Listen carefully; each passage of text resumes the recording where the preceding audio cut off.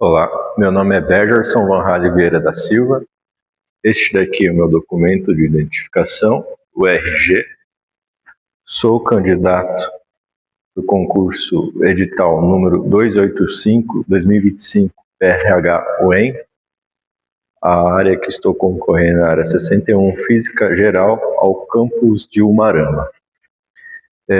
O tema da aula de hoje é equações de Maxwell e ondas eletromagnéticas. A data é 3 de novembro de 2025 e o horário agora é 1h50 da tarde.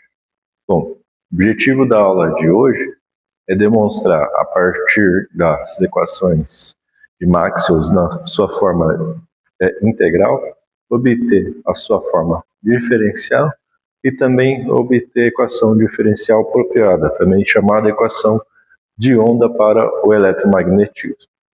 Para isso, na aula de hoje, a gente deve considerar dois teoremas, o teorema do divergente e o teorema do rotacional. No caso do teorema do divergente, a gente pode ter uma certa região de volume no espaço.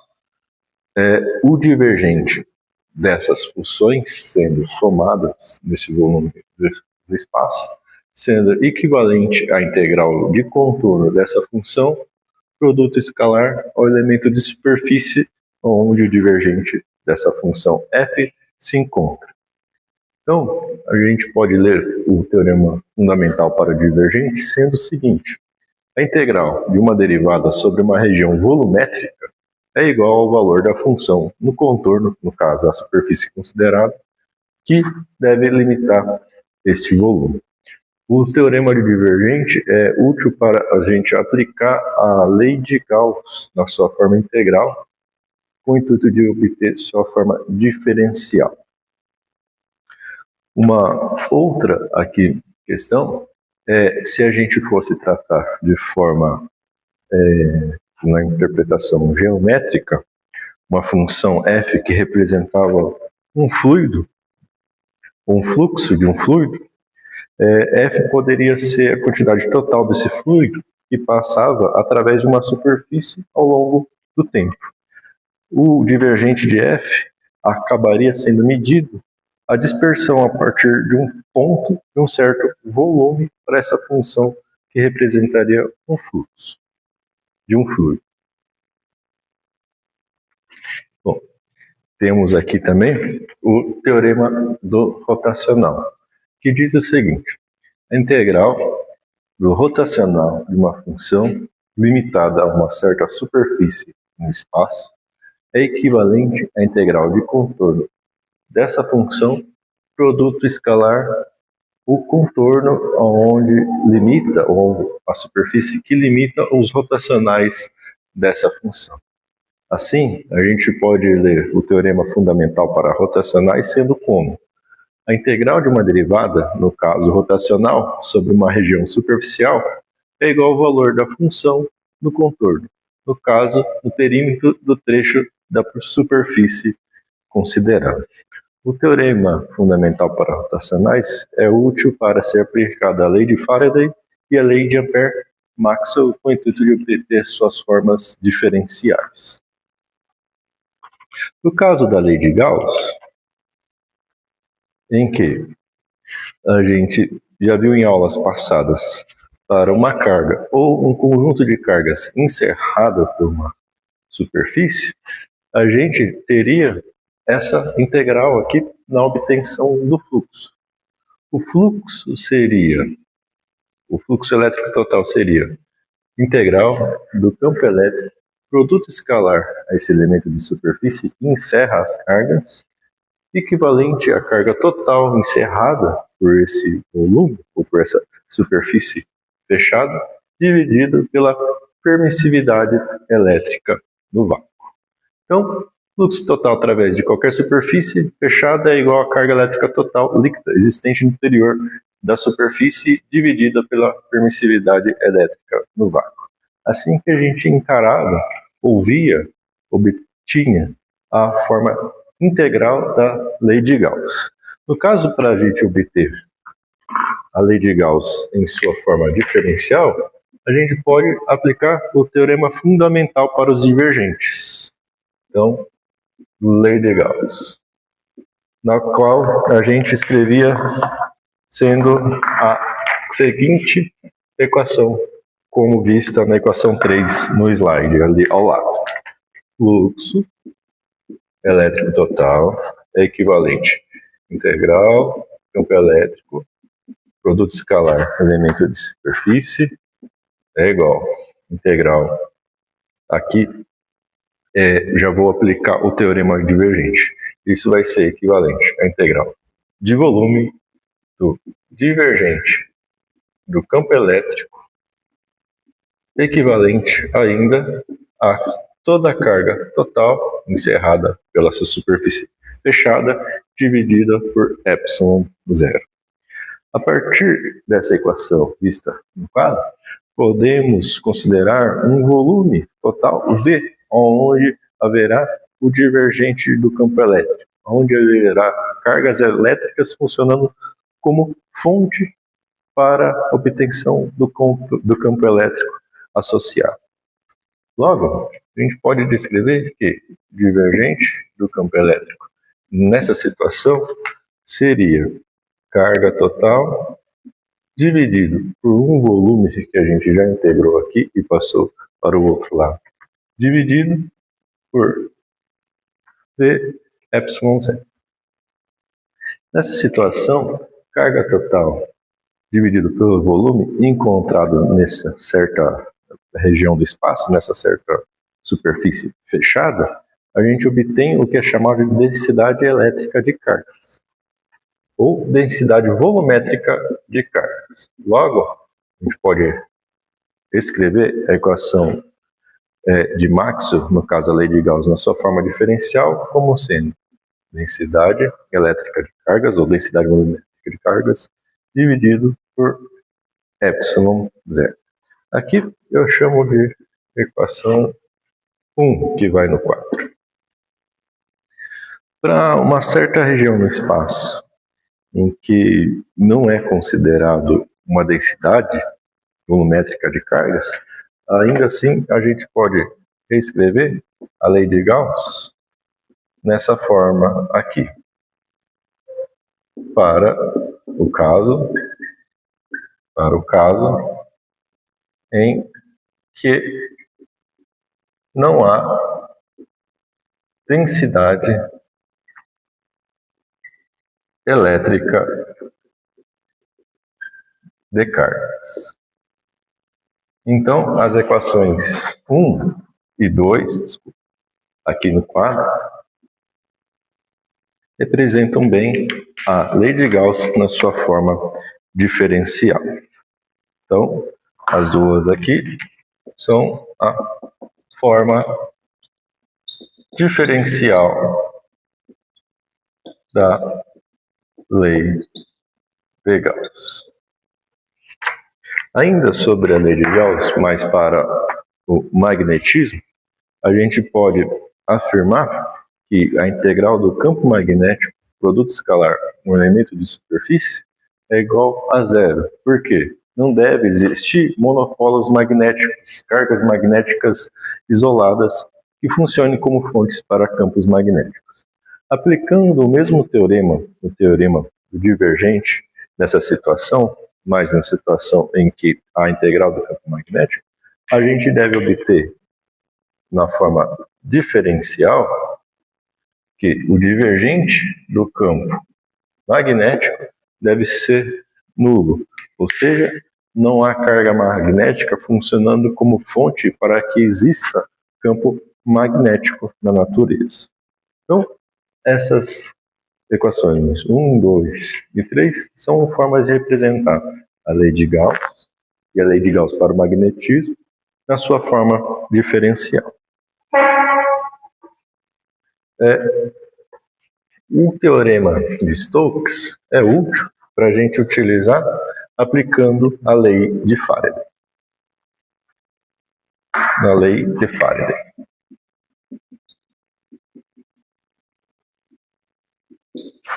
Na lei de Faraday, a gente vai considerar campo magnético através de uma superfície.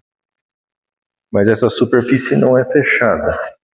Quando a gente tem campo magnético variando através de uma superfície que não é fechada, a gente também tem variação do fluxo magnético, variação temporal do fluxo magnético. A lei de Faraday ela deve afirmar o seguinte: o fluxo magnético variável atua como uma fonte de campo elétrico. E assim, a variação do fluxo de campo magnético através da superfície é igual à força, ou Fem, eletromotriz induzida no circuito. A gente viu que, para a lei de Faraday, se a Fem existe, um campo elétrico deve existir nos contornos dessa superfície, que não é fechada, considerada. Isso deve ser equivalente a menos a integral da variação temporal do campo magnético, produto escalar o elemento de superfície não fechada considerada. Todas essas integrais aqui, e a Fem, deve ser equivalente à variação temporal do fluxo magnético. O sinal negativo aqui, se a gente se recordar, é provindo da lei de Lenz, em que a Fem atua contra a variação desse campo magnético, ou contra a variação do fluxo magnético, variação temporal do fluxo magnético. Para a lei de Faraday, se a gente utilizar o teorema de Stokes, ou teorema de rotacional, a gente pode escrever o seguinte: integral de contorno, produto escalar, dl ou deve ser equivalente à integral de superfície do rotacional desse campo elétrico, produto escalar, elemento de superfície onde variação do campo magnético está sendo considerada. Então, vai ser equivalente a menos integral de superfície da variação no campo magnético, produto escalar, elemento de superfície considerado. Se a gente considerar só essa parte aqui na equação escrita no quadro, podemos reagrupar os integrandos e escrever essa forma como sendo integral de superfície do rotacional do campo elétrico, mais esse cara está negativo, passa para o lado esquerdo, fica positivo, mais variação temporal do campo magnético, produto escalar da superfície considerada é igual a zero. Nessa situação, se a gente considerar que a superfície existe, a gente tem que o rotacional do campo elétrico é equivalente a menos a variação temporal do campo magnético. E essa é a lei de Faraday na sua forma diferencial. O que afirma essa lei de Faraday na forma diferencial? É o seguinte: o rotacional do campo elétrico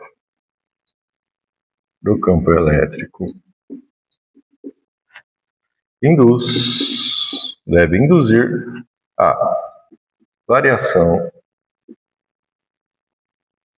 temporal do campo magnético.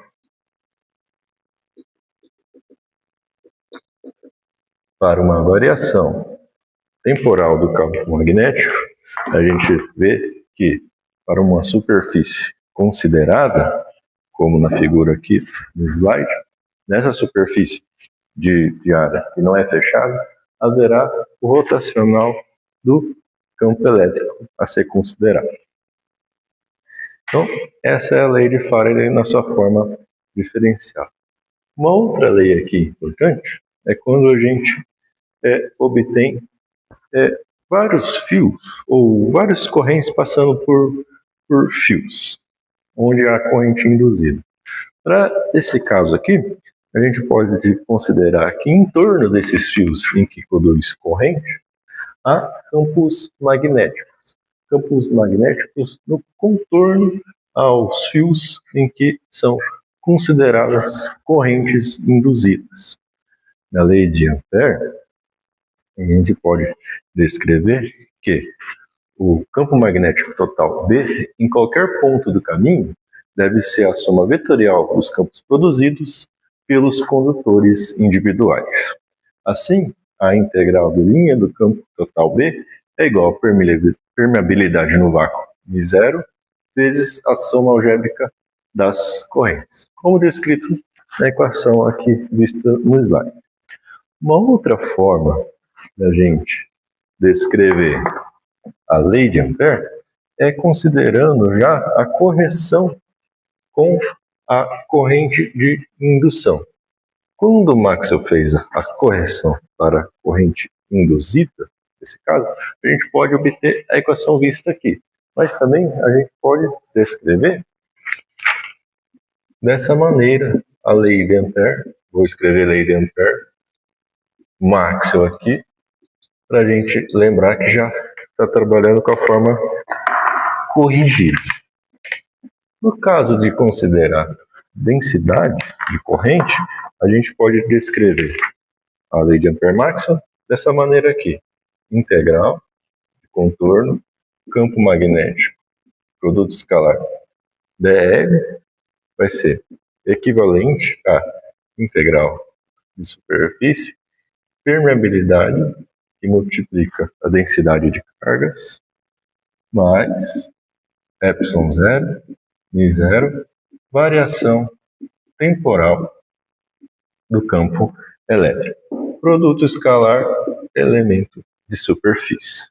Nessa situação aqui, utilizando o teorema dos rotacionais, podemos descrever para esse lado esquerdo da equação em que a integral de superfície do rotacional do campo magnético, produto escalar dA, é o equivalente ao que está escrito ao lado direito dessa equação.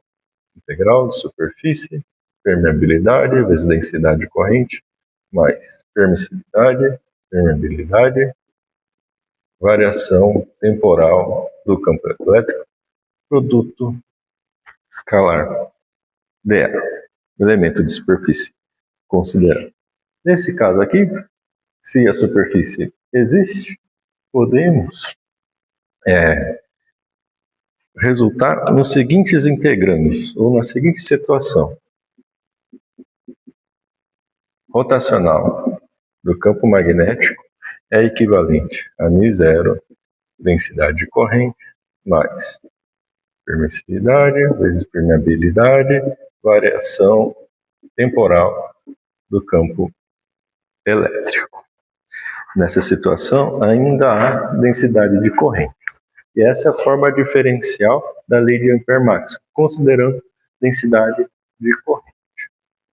Aqui, a gente pode também considerar no caso em que não há densidade de corrente. E essa equação 4 é reescrita na forma rotacional do campo magnético é igual a permissividade, permeabilidade, variação temporal do campo elétrico nessa situação. Então, essa equação 4 e equação 5 são a lei de Ampère-Maxwell escrita na forma diferencial. Por que afirma essa lei? O rotacional do campo magnético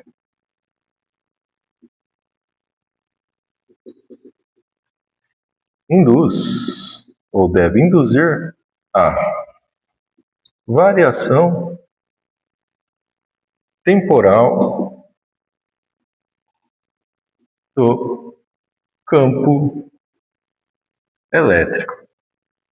Ou seja, para as equações de Maxwell em sua forma diferencial, nós vemos que, de forma explícita, a variação espacial de um campo induz a variação temporal ao de outro. Nesse caso aqui, a gente vê a variação espacial do campo magnético induzindo a variação temporal do campo elétrico. Na lei de Faraday é o contrário, a variação espacial do campo elétrico induz a uma variação temporal do campo magnético. Com as leis de Maxwell obtidas nessa forma, nas suas formas diferenciais, podemos obter o que é chamado equação de onda. Então, eu vou apagar o quadro aqui. Vou apagar o quadro e vamos utilizar uma propriedade para se obter a equação de onda a partir das equações diferenciais obtidas agora há pouco. As equações diferenciais ou formas das equações de Maxwell em diferenciais, né? Bom, a gente pode utilizar, utilizando a seguinte propriedade. Que propriedade?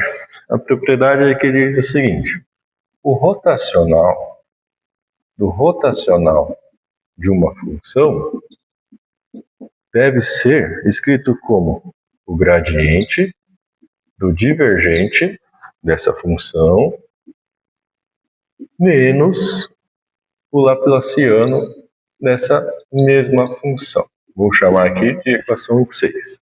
Aplicando essa propriedade à função ou descrição de campo elétrico e campo magnético, a gente deve obter as equações de ondas para o eletromagnetismo. Como?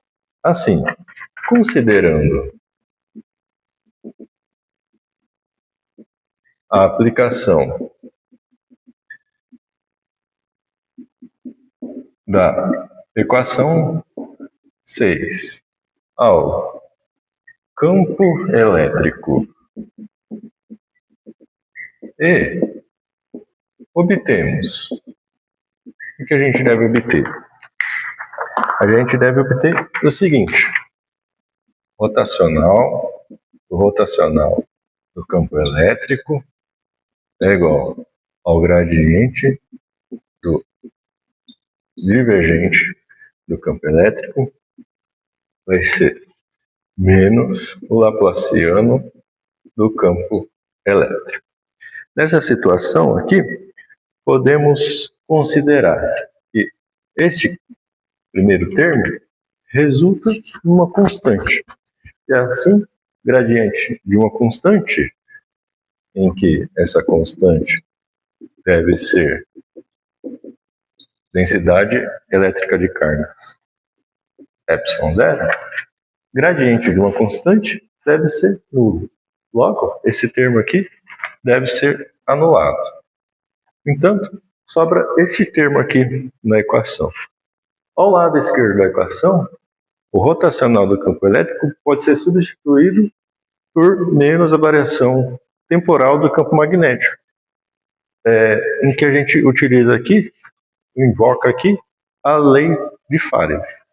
Então, nessa situação, podemos escrever rotacional menos variação do campo magnético, menos variação temporal do campo magnético, é equivalente ao laplaciano do campo elétrico aqui. Só que aqui eu devo manipular da seguinte maneira. Eu devo tirar a diferencial temporal aqui nessa equação e colocar o rotacional para ser aplicado ao campo magnético. Logo, nessa situação, vou ter variação temporal do rotacional do campo magnético, ainda mantém o laplaciano do campo elétrico. Veja, temos rotacional do campo magnético, e rotacional do campo magnético é a lei de Ampère-Maxwell descrita. Nessa situação, devemos escrever: vou retirar os sinais negativos aqui e vou obter variação temporal de permeabilidade, permissividade, variação temporal do campo elétrico. Desconsiderando aqui densidade de correntes, no caso da lei de Ampère-Maxwell. É equivalente ao laplaciano do campo elétrico. Essa derivada temporal aqui deve atuar sobre essa derivada temporal aqui do campo elétrico. resultando numa derivada segunda. Logo, o laplaciano do campo elétrico é equivalente a 0, epsilon 0, segunda derivada temporal do campo elétrico. Essa é a nossa equação 7, e essa é a nossa equação de onda visto para o campo elétrico. Essa daqui vai ser a nossa equação de onda. Se a gente olhar lá para a mecânica, voltar lá atrás na mecânica, para a propagação de ondas mecânicas, esse termo aqui, ao lado direito da equação 7, faz o papel da velocidade da luz, ou da propagação da velocidade da luz no vácuo, em que C deve ser. Bom, é melhor olharmos assim. Lá, para uma propagação de onda, a gente teria variação segunda de uma função, é equivalente a 1 sobre velocidade ao quadrado, variação segunda temporal dessa função. Esse cara aqui, 1 sobre v quadrado, é 1 sobre a velocidade ao quadrado. Aqui, nesse caso, é a velocidade também ao quadrado. Nesse caso, 1 sobre c ao quadrado é equivalente a μ0 epsilon 0. Logo, a gente pode concluir que velocidade da luz aqui, se propagando no vácuo, é 1 sobre raiz de μ0 epsilon 0. Assim, a gente obtém a equação de onda para o caso da propagação do campo elétrico. Ao análogo, utilizando essa propriedade e as equações diferenciais de Maxwell, deve ser obtida a equação de onda para o caso do campo magnético. A gente utiliza essa propriedade e observa quais são as equações diferenciais que a gente acabou de obter para as leis de Maxwell. A gente deve obter uma equação parecida, só que para o caso do campo magnético. Bom, no estudo da propagação de ondas, é importante observar para onde, já que o campo elétrico e o campo magnético se comportam como ondas, é importante a gente observar a figura em que a propagação da onda eletromagnética. Nesse caso aqui, a onda eletromagnética está se propagando na direção Z. O campo elétrico está sendo perturbado na direção X e deve ser respeitada aquela equação 7 vista anteriormente. A equação que rege a propagação desse campo elétrico é como dita equação 7. Se a gente utilizar a propriedade de equação 6, para a propagação do campo magnético, a gente também deve ter uma equação análoga à equação 7, mas em que no lugar do campo elétrico haverá campo magnético. E a perturbação, ou a forma em que esse campo magnético vai se propagar, é dessa maneira, e sempre perpendicular ao campo elétrico. Campo elétrico e campo magnético sempre perpendiculares. O estudo da propagação de ondas eletromagnéticas deve ter a sua aplicação no estudo de polarização também. Nesse caso aqui, a gente pode ver um polarizador e um analisador em que o registro do fluxo das ondas eletromagnéticas são obtidas como dados experimentais. Neste caso aqui, após a onda eletromagnética passar por um polarizador, somente uma frente, somente um eixo de onda continua a se propagar. Assim, polarização é vista como uma aplicação no estudo das ondas eletromagnéticas. Assim, termino a minha aula. Encerro.